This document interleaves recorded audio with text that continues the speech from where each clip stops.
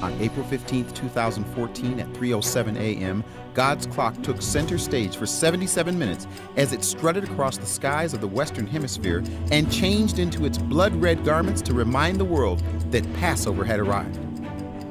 Unfortunately, many of God's people were caught up in what I call blood moon mania that had captured the imaginations of present-day Bible astrologers who were peddling prophetic proclamations that this cosmic beauty pageant was akin to God sending Morse code from heaven to Israel, signaling that something big was about to change.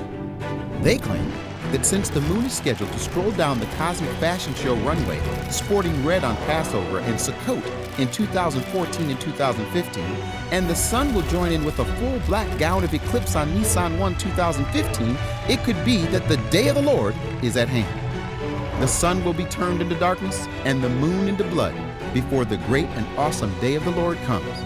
Joel 2:31. I was compelled to respond to this misinterpretation of Scripture with an in-studio teaching called Four Blood Moon Mania Eclipsed that was well received by our BFA International audience. However, I realized that the real problem is that many of God's people don't understand His clock and calendar.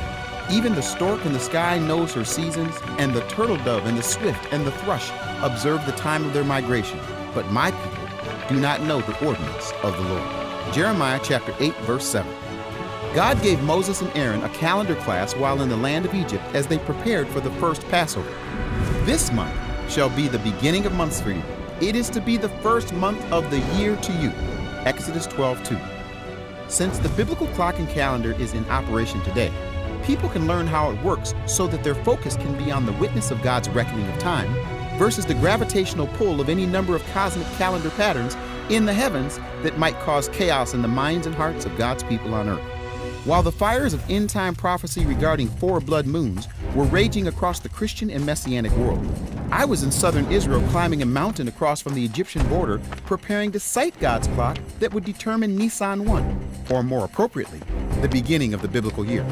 When I finally made it to the top of that mountain, I saw something that inspired me to pull out of the archives my Adventures from Israel I call Right on Time: How to Get in Sync with God's Clock.